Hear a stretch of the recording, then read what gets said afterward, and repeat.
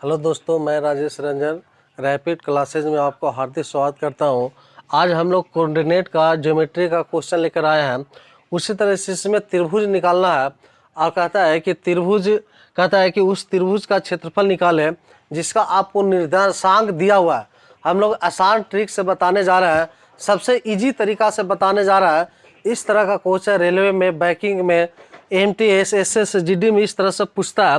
कहता है कि उस त्रिभुज का क्षेत्रफल निकालें जिसका निर्देशांक दिया हुआ है। जैसे 1 और 2 है, -4 और -3 है, और 4 और 1 है।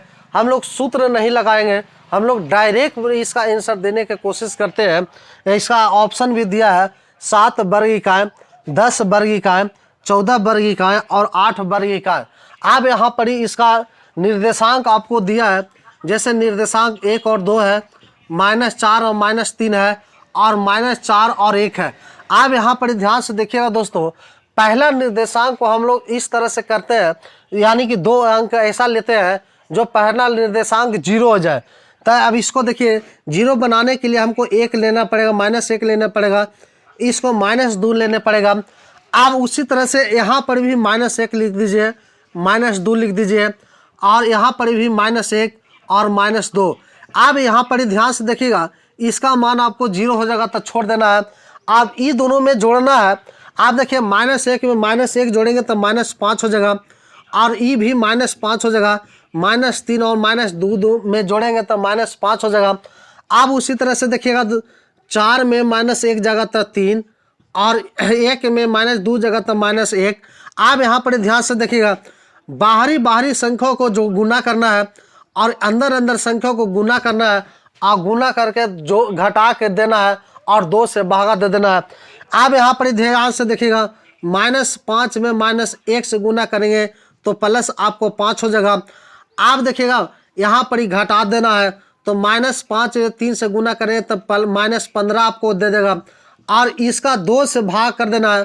आप यहाँ पर ध्यान से देखिएगा, तो ई +5 है और ई माइनस प्लस होता है, तो प्लस आपको 15 हो जाएगा, और ये बटा 2। 15 में 5 जोड़िएगा तो 20 और बटा 2 यानी कि 10।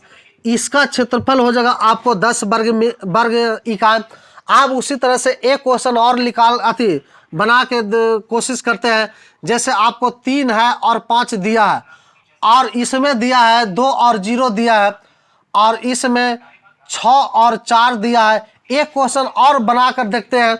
आप इसका ध्यान से देखिएगा, आप इसमें भी उसी तरह से इसी में भी उसी तरह से करना है। इसको 0 बनाना है। जैसे निर्देशांक दिया है 3 और 5, 2 और 0, और 6 और 4 दिया है। इसको भी 0 बनाने के लिए इसमें -3 घटा देना है, इसमें -5 घटा देना है। इसका मान आपको 0 हो जाएगा। इसमें -3 घटाइए, इसमें -5 घटा दीजिए, -3 और -5। अब इन दोनों को जोड़ना है। -3 में 2 जोड़ेंगे तो आपको -1 हो जाएगा, और ई आपको -5 हो जाएगा। अब उसी तरह से 6 में से -3 जगह तो 3 बचेगा, और 4 में से -5 जगह तो -1। आप बाहरी संख्याओं को गुना कर देना है, अंदर वाला संख्या को गुना कर देना है। तो -1 और -1, -1 और -1 में गुना करिए तब +1, -5 और 3, -5 और 3 में गुना करिए तब -15 हो जाएगा। तो ये आपको -15, और इसमें 2 से भागा दे देना है। आप यहाँ पर ध्यान से देखिएगा, तो +1 हो गया, और माइनस प्लस होता है, तो प्लस आपको 15 और बटा 2, यानी कि 15 और 1 16, और बटा 2, यानी कि आपको 8 आंसर हो जाएगा। इस तरह से इसका आंसर 8 हो जाएगा। हम लोग आसान ट्रिक से, आसान तरीका से बनाने का कोशिश किए हैं। ज्योमेट्री का सबसे बेस्ट क्वेश्चन है, जो बहुत सा एग्जाम में पूछित रहता है, जिसका निर्देशांक दिए हुए रहेगा। तो इसका क्षेत्रफल निकालना है, त्रिभुज का क्षेत्रफल निकालना है, और एक सूत्र होता है पर इसका लंबा सूत्र होता है। तो हम लोग इस तरह से आसान ट्रिक से इसका हम लोग आंसर निकाल सकते हैं। इसी तरह से एक चतुर्भुज का हम लोग क्षेत्रफल निकाल के कोऑर्डिनेट ज्योमेट्री में दिखाते हैं। उसी तरह चतुर्भुज का क्षेत्रफल हम लोग निकालते हैं, यानी कोऑर्डिनेट ज्योमेट्री में चतुर्भुज का क्षेत्रफल भी निकालने के लिए दिया है। जिसका कहता है कि उस चतुर्भुज का क्षेत्रफल निकालें जिसका आपको निर्देशांक दिया है। आप इसमें भी ऑप्शन दिया है 17 वर्ग इकाई, 20 वर्ग इकाई, 25 वर्ग इकाई, 15 वर्ग इकाई, जबकि निर्देशांक आपको 1 और 2, 2 और -3, -3 और -2, -1 और -4 है। तो इसमें देखिए निर्देशांक इसको भी दिया है 1 और 2, 2 और -3 और -3 और -2 और -1 और 4 दिया है। आप देखिएगा पहला निर्देशांक को हम लोग को 0 बनाना है, ऐसा दो संख्या को लेना है जो पहला निर्देशांक 0 हो जाए, तो इसको -1 घटा देना है और इसमें -2 घटा देना है। उसी तरह से सब में इसी क्रिया करना है, तो -1 और -2 और ई -1 और ई -2 और ई -1 और ई -2, इसी तरह से पहले का 0 हो जाएगा तो छोड़ देना है। इसको देखिएगा 2 में से 1 जगह तो आपको 1 बचेगा, -3 में -2 जगह तो -5 बचेगा। आप देखिए -3 और -1 यानी कि -4 और ये भी -4 हो जाएगा और इसका मान भी -2 और 4 में से 2 जगह तो आपको 2। आप देखिएगा बाहरी बाहरी से गुना करना है, अंदर अंदर में गुना करना है, बाहरी बाहरी में गुना करना है, अंदर अंदर में गुना करना है और घटा कर 2 से भागा दे देना है और दोनों को जोड़ देना है।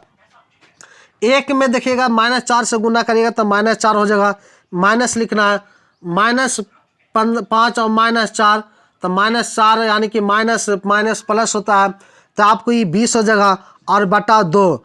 अब उसी तरह से आप प्लस कर दीजिए। अब यहाँ पर भी बाहरी बाहरी गुना करना है, तो ये आपको -8 हो जाएगा और माइनस माइनस होता है प्लस, यानी कि 4 दूनी 8 और बट्टा कर दीजिएगा 2। यहाँ पर ध्यान से देखिएगा, यानी कि इसका जोड़ दीजिएगा तो ये हो जाएगा -24 और बट्टा आपको 2 प्लस ई हो जाएगा -16 और बट्टा हो जाएगा 2। आप यहाँ पर ध्यान से देखिएगा, इसको जब डिवाइड करिएगा तो ये आपको हो जाएगा -12 और -8, ये दोनों को जोड़ दीजिएगा तो -20, यही आपको दे देगा आंसर। यानी कि यहाँ पर ध्यान से देखिएगा, जब यहाँ पर माइनस है यानी कि नेगेटिव है तो हमेशा पॉजिटिव समझना है, यानी कि आपको प्लस में 20 आ जाएगा। अब यहाँ पर प्लस में 20 हो जाएगा, ऑप्शन नंबर आपको 2 हो जाएगा। तो इस तरह से भी आसानी से हम लोग चतुर्भुज का भी क्षेत्रफल कोऑर्डिनेट ज्योमेट्री में चतुर्भुज के भी क्षेत्रफल हम लोग आसानी से निकाल सकते हैं।